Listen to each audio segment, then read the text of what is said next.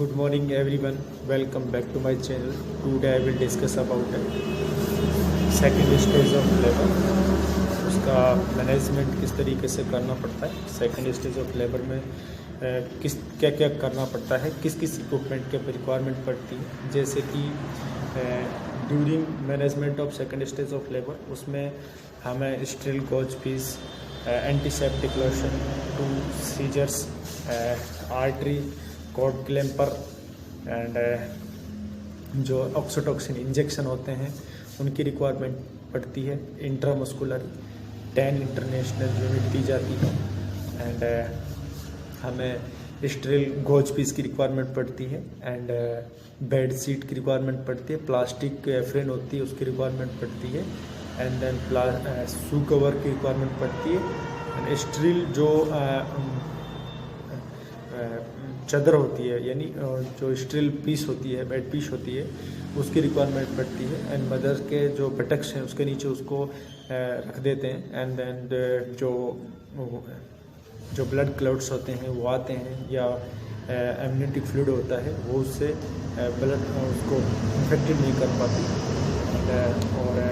जो मदर्स होती है उसका ओनली वल्वल एरिया को ही ओपन रखा जाता है, अदरवाइज होल बॉडी को कवर करते हैं स्टील चादर से या शीट से एंड दैन हमें स्पॉन्ज होल्डर की रिक्वायरमेंट पड़ती है एंड फिर एक सीजरिंग आती है जिससे इपिजोटोमी देते हैं उसकी रिक्वायरमेंट पड़ती है एंड लोकल की रिक्वायरमेंट पड़ती है एंड अब हम देखते हैं कि उस कंडीशंस में हमें क्या करना चाहिए। जैसे पेशेंट आया तो सबसे पहले पेशेंट को एडवाइस करेंगे बेडिंग के लिए एंड उसकी जो कुछ पोजीशन है जैसे लिथोटोमी पोजीशन है या नीलिंग पोजीशन है या सीटिंग अपराइट पोजीशन है, तो ये पोजीशन में पेशेंट को अपन एडवाइस करेंगे लाइट डाउन के लिए एंड देन जो उसके वल्वल एरिया है उसको क्लीन करेंगे बाय एंटीसेप्टिक लोशन से। और मैं आपको बता देता हूँ जो first stage of labour, second stage of labour है वो जो स्टार्ट होता है फुल डायलेटेशन ऑफ सर्विक्स के बाद जो स्टार्ट होता है एंड एक्सपल्शन ऑफ फीटस तक, वो जो टाइम ड्यूरेशन होता है उसको ही अपन सेकंड स्टेज ऑफ लेबर कहते हैं और उसका मैनेजमेंट यही है जो फिर पेशेंट को प्रिपरेशन करेंगे उसके लिए कि एडवाइस करेंगे एंड देन पीवी एग्जामिनेशन करके देखेंगे और फीटल हार्ट रेट को एवरी 5 मिनट में रिपीट करेंगे कि फीटल हार्ट रेट कितना आ रहा है एंड सर्वाइकल एग्जामिनेशन करेंगे कि सर्वाइकल एग्जामिनेशन के दौरान जो पेशेंट का जो सर्विक्स है कितना डायलेट हुआ है एंड देन फिर जो डिसेंट पोजीशन है कितना हुआ है पेशेंट का, उस कंडीशन में उसको देखेंगे एंड देन इस कंडीशन में फीमेल को कैथेटराइजेशन करना पड़ता है, जो उसका ब्लैडर है उसको एम्पिटी करना पड़ता है एंड देन इसके 3 फेजेस होते हैं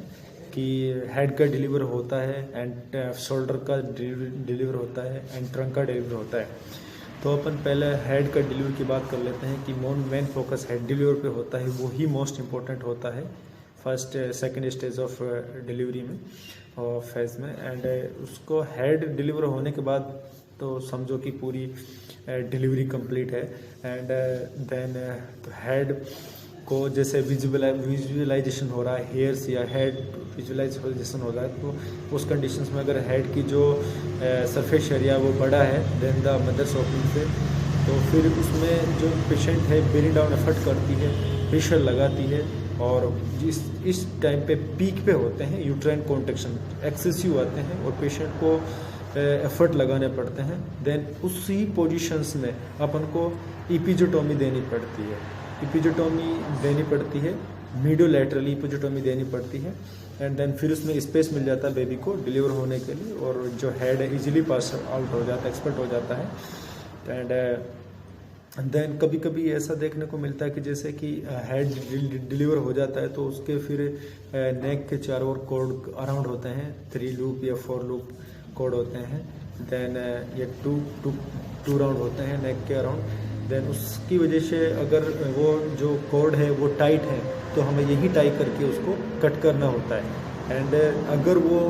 ज़्यादा टाइट नहीं है, लूज है, तो उसको हम सर से निकाल भी सकते हैं और फिर नॉर्मल डिलीवरी की प्रोसेस आगे कंप्लीट कर सकते हैं। देन फिर अपन बात करते हैं कि इसके शोल्डर्स के बारे में, कि शोल्डर को कैसे डिलीवर करना है। कि जैसे पेशेंट का एंटीरियर या शोल्डर डिलीवर करना है तो हमें पेशेंट का जो हेड है उसको स्लाइटली जेंटली पुश करना है बिलो, यानी बैकवर्ड, नीचे की ओर पुश करना है, उससे एंटीरियर शोल्डर डिलीवर हो जाएगा। अगर हमने पोस्टीरियर शोल्डर डिलीवर करना है तो हम थोड़ा अपवर्ड की तरफ पुश करना है हेड को, और उसको अपन ज़्यादा एक्सेसिव प्रेशर या इंटेंसिटी या ताकत लगा कर नहीं करना, उससे ब्रेकियल प्लेक्सिस जो होती है वो फ्रैक्चर या वो इंजर्ड होने के बहुत चांस होते हैं, एंड देन बोन फ्रैक्चर हो सकती है और यह हेमाटोमा बन सकता है। तो वो चीज़ हमें नहीं करनी है, बिल्कुल भी नहीं करनी है। बहुत इजीली एंड जेंटल तरीके से करना है। एंड देन फिर अपन इसकी ट्रेनिंग की बात कर लेते हैं कि जैसे बच्चे का हेड पास आउट हो जाता है और फिर हमें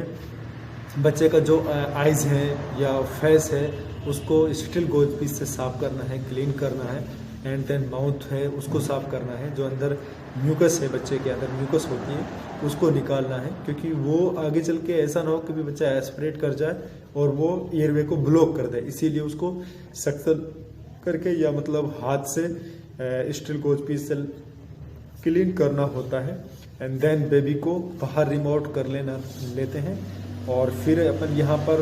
1 से लेकर 5 मिनट तक एफगार स्कोर को रिकॉर्ड करते हैं कि पेशेंट का जो बेबी है उसका जो वाइटल्स हैं कैसा परफॉर्म कर रहा है। अगर बेबी क्राइंग करता है तो ठीक है, बहुत अच्छा है, क्राइंग कर रहा है तो उससे ये इंडिकेशन होता है कि जो एयरवे है बिल्कुल क्लियर है। एंड देन बेबी को थोड़ा हेड डाउन की पोजीशंस में मदर के लोअर एब्डोमेन पे लेटा देते हैं, कवर्ड्स बाय इस क्लीन या हॉट टॉवल से कवर करके, क्योंकि जो हम इसको कवर करेंगे इसलिए क्योंकि हाइपोथर्मिया से अपन प्रिवेंशन कर सकें, क्योंकि मदर का जो यूट्रस है उसका जो टेम्परेचर है वो ज़्यादा है देन द एनवायरमेंटल टेम्परेचर से, इसीलिए बच्चे को हाइपोथर्मिया से बचाना है covered by clean hot towel से। एंड अगर उसको हेड डाउन पोजीशन में रखेंगे, उस तरीके से पोजीशन में रखेंगे तो उसके जो अंदर म्यूकस है लंग्स के अंदर या ट्रेकिया के अंदर या मतलब एयरवे के अंदर जो म्यूकस है वो इजीली उससे नोजल नेव्स के थ्रू या माउथ के थ्रू आउटसाइड आ जाएगी। एंड अगर बच्चा क्राई नहीं कर रहा है तो हम उसमें इस कंडीशंस में यहाँ सक्शन कराएंगे बच्चे का, जो उसका एयरवे है उसको क्लीन करना है। हमारा जो मेन उद्देश्य है बच्चे को जो एयरवे है उसको क्लीन करना है, ऐसा ना हो कि भी वो आगे चल के ब्लॉक हो जाए और बच्चे की एस्फिक्सियल डेथ हो जाए। एंड फिर अपन इसमें जो कॉर्ड है उसको 1 से 2 मिनट के इंटरवल में अपन इसको टाई कर देंगे बोथ साइड से, मदर की साइड से भी कॉर्ड को टाई करेंगे और जो फीटस है उसकी तरफ से भी कॉर्ड को क्लैंप करेंगे। एंड जैसे पल्सेशन सीज हो जाए, अब यहाँ पल्सेशन देखेंगे, जो ये कॉर्ड है इसमें पल्सेशन आ रहा है कि नहीं आ रहा है, पल्सेशन नहीं आ रहा है तो हम इसको यहाँ से कट कर देंगे। और जो RH इनकम्प्लीटी के पेशेंट होते हैं, बच्चे होते हैं, तो उसमें क्या होता है कि जो कॉर्ड होता है उसको अर्जेंटली तुरंत उसमें टाइम नहीं लगाते, जल्दी उसको टाई करना होता है, उससे जो मदर्स का जो ब्लड है वो फीटस के ब्लड में एक्सेसिव अमाउंट में जाके मिक्स ना हो, उससे फिर आगे चल के अगर ऐसा होता है आगे चल के मदर्स की जो बॉडी है उसमें एंटीबॉडी डेवलप हो जाती है। एंड देन अगेन फिर RH इनकम्पेटिबिलिटी कंडीशंस में मदर की डेथ हो सकती है रिएक्शन के कारण। देन तो इसीलिए जल्दी टाई करना है। अगर लो वेट बेबी है उसमें भी ओवरडोज की ओवर